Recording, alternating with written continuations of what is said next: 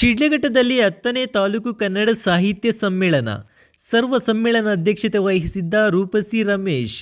ನಾನಾ ಗೋಷ್ಠಿ ಸಾಧಕರಿಗೆ ಸನ್ಮಾನ. ಸಮ್ಮೇಳನದಲ್ಲಿ ಸಭಿಕರ ಕೊರತೆ, ಹಾಕಿದ್ದ ಚೇರುಗಳಲ್ಲಿ ಅರ್ಧದಷ್ಟು ಖಾಲಿ. ಕರ್ನಾಟಕ ರಾಜ್ಯ ರಚನೆಯಾದರೂ ಕನ್ನಡ ಭಾಷೆ ಸಾರ್ವಭೌಮತೆಯನ್ನು ಪಡೆಯಲು ವಿಫಲವಾಯಿತು. ಕನ್ನಡ ರಾಜ್ಯ ಸ್ಥಾಪನೆಯಾಗಿ ಸುಮಾರು 70 ವರ್ಷಗಳಾದರೂ ನೆಲ, ಜನ, ನುಡಿ ರಕ್ಷಣೆಗಾಗಿ ಇಂದಿಗೂ ಸಹ ಹೋರಾಟ ಮಾಡಬೇಕಾದ ಸ್ಥಿತಿ ನಿರ್ಮಾಣವಾಗಿರುವುದು ಶೋಚನೀಯ ಎಂದು ಸಮ್ಮೇಳನಾಧ್ಯಕ್ಷ ರೂಪಸಿ ರಮೇಶ್ ಬೇಸರ ವ್ಯಕ್ತಪಡಿಸಿದರು. ರೇಷ್ಮೆ ನಗರ ಶಿಡ್ಲಘಟ್ಟದಲ್ಲಿ 10ನೇ ಕನ್ನಡ ಸಾಹಿತ್ಯ ಸಮ್ಮೇಳನ ನಡೆಯಿತು. ಹಿರಿಯ ಪತ್ರಕರ್ತ, ಹೋರಾಟಗಾರರೂ ಆದ ರೂಪಸಿ ರಮೇಶ್ ಅವರು ಸರ್ವ ಅಧ್ಯಕ್ಷತೆಯಲ್ಲಿ ಕನ್ನಡ ಸಾಹಿತ್ಯ ಸಮ್ಮೇಳನವು ನಗರದ ವಾಸವಿ ಶಾಲಾ ಆವರಣದಲ್ಲಿ ನಡೆಯಿತು. ಸಮ್ಮೇಳನಾಧ್ಯಕ್ಷ ರೂಪಸಿ ರಮೇಶ್ ಮಾತನಾಡಿ, ಕನ್ನಡ ಭಾಷೆ ಕಲಿಕೆ ಮನೆಯಿಂದಲೇ ಆರಂಭವಾಗಬೇಕು. ಶಾಲೆಯಲ್ಲಿ ಮಕ್ಕಳು ಇಂಗ್ಲಿಷ್ ಕಲಿತರೂ ಸಹ ಮನೆಯೇ ಮೊದಲ ಪಾಠಶಾಲೆ ಎಂಬಂತೆ ಮನೆಯಲ್ಲಿ ಎಲ್ಲ ಮಾತುಕತೆ, ವ್ಯವಹಾರಗಳು ಕನ್ನಡ ಭಾಷೆಯಲ್ಲೇ ನಡೆದಲ್ಲಿ ಬಹುತೇಕ ಸಮಸ್ಯೆಗಳು ದೂರ ಸರಿಯುವುದರಲ್ಲಿ ಸಂಶಯವಿಲ್ಲ ಎಂದರು. ಶಾಸಕ BN ರವಿಕುಮಾರ್ ಮಾತನಾಡಿ, ಈ ನಾಡಿನಲ್ಲಿ ಹುಟ್ಟಿದ ಪ್ರತಿಯೊಬ್ಬರೂ ಕನ್ನಡ ನಾಡು, ನುಡಿ, ಭಾಷೆ, ನೆಲ, ಜಲದ ಮೇಲೆ ಅಭಿಮಾನ ಮೂಡಿಸಿಕೊಂಡು ಕನ್ನಡ ನಾಡನ್ನು, ಕನ್ನಡಿಗರ ಬದುಕನ್ನು ಕಟ್ಟುವಂತಹ ಕೆಲಸ ಮಾಡಬೇಕು. ಅದಕ್ಕೆ ಇಂತಹ ಸಮ್ಮೇಳನಗಳು ಪೂರಕವಾಗಲಿದೆ ಎಂದರು. ಈ ನೆಲದಲ್ಲಿ ಹುಟ್ಟಿದ ನಮ್ಮೆಲ್ಲರ ಮೇಲೆ ಈ ನಾಡಿನ ನೀರು, ಗಾಳಿ, ನೆಲದ ಋಣ ಇದೆ. ಅದನ್ನು ತೀರಿಸುವ ನಿಟ್ಟಿನಲ್ಲಿ ನಾವು ಈ ನೆಲದ ಸಂಸ್ಕೃತಿ, ಆಚಾರ, ವಿಚಾರಗಳನ್ನು ಗೌರವಿಸಬೇಕು ಎಂದರು.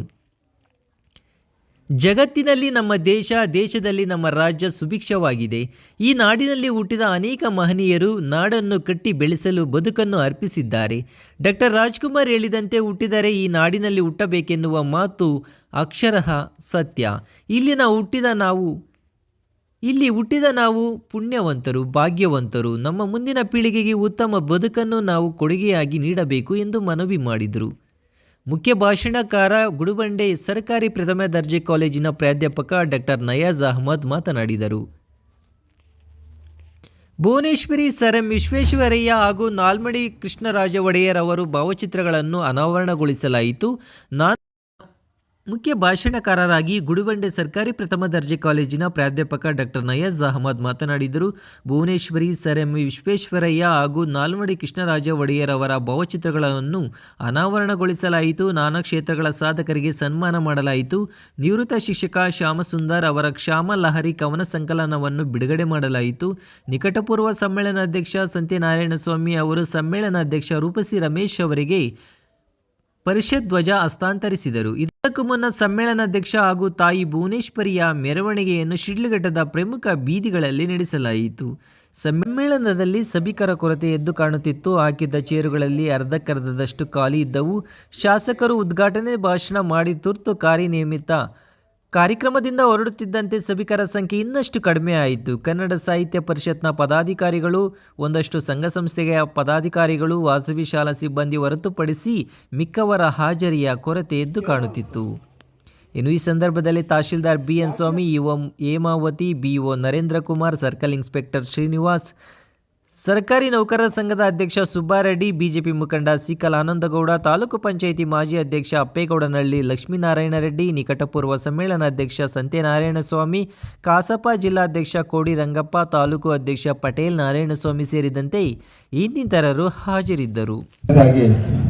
ಈ ನಾಡಿನ 7 ಕೋಟಿ ಜನಗಳ ಇವತ್ತು ಒಂದು ನೆಮ್ಮದಿಯ ಬದುಕಲಿಕ್ಕೆ ಈ ನಾಡಿನ ಇವತ್ತು ವಿಜೃಂಭಣೆಯಿಂದ ಎಲ್ಲ ರಂಗದಲ್ಲೂ ಮೆರೀಲಿಕ್ಕೆ ಈ ನಾಡಿಗಾಗಿ ಹೋರಾಟ ಮಾಡಿರ್ತಕ್ಕಂಥ ಎಲ್ಲ ಮಹನೀಯರನ್ನ ಈ ಒಂದು ಸಂದರ್ಭದಲ್ಲಿ ಸ್ಮರಿಸುತ್ತಾ ಅವರ ದಿವ್ಯ ಸನ್ನಿಧಿಯ ಪಾದಗಳಿಗೆ ನಮಸ್ಕರಿಸ್ತಾ ಈ ಕಾರ್ಯಕ್ರಮದ ನಾಡಿನಲ್ಲಿ ಇವತ್ತು ಇಡೀ ಜಗತ್ತಿನಲ್ಲಿ ಬಲಿಷ್ಠವಾಗಿರ್ತಕ್ಕಂಥ ದೇಶ ನಮ್ಮ ಭಾರತ ದೇಶ. ಇಡೀ ಭಾರತ ದೇಶದಲ್ಲಿ ಇವತ್ತು ಸುಭಿಕ್ಷವಾಗಿರ್ತಕ್ಕಂಥ ರಾಜ್ಯ ನಮ್ಮ ಕನ್ನಡ ನಾಡು, ನಮ್ಮ ಕರ್ನಾಟಕ. ಇವತ್ತು ಡಾಕ್ಟರ್ ರಾಜ್ಕುಮಾರ್ ಅವರು, ಭಾರತ ರತ್ನ ಡಾಕ್ಟರ್ ರಾಜ್ಕುಮಾರ್ ಅವರು ಒಂದು ಮಾತು ಹೇಳಿದ್ರು, ಹುಟ್ಟಿದರೆ ಕನ್ನಡ ನಾಡಲ್ಲಿ ಹುಟ್ಟಬೇಕಂತ. ಅದು 100% 200% ಸತ್ಯ. ಇವತ್ತು ನಾವು ಮಾಧ್ಯಮಗಳಲ್ಲಿ ನೋಡ್ತೀವಿ, ಬೇರೆ ದೇಶಗಳಲ್ಲಿ, ಬೇರೆ ರಾಜ್ಯಗಳಲ್ಲಿ ಇವತ್ತು ಜನಗಳು ಪಡ್ತಾ ಇರ್ತಕ್ಕಂಥ ಕಷ್ಟ. ಆದರೆ ಇವತ್ತು ನಮ್ಮ ರಾಜ್ಯ ಕನ್ನಡ ನಾಡು ಈ ಕರ್ನಾಟಕ.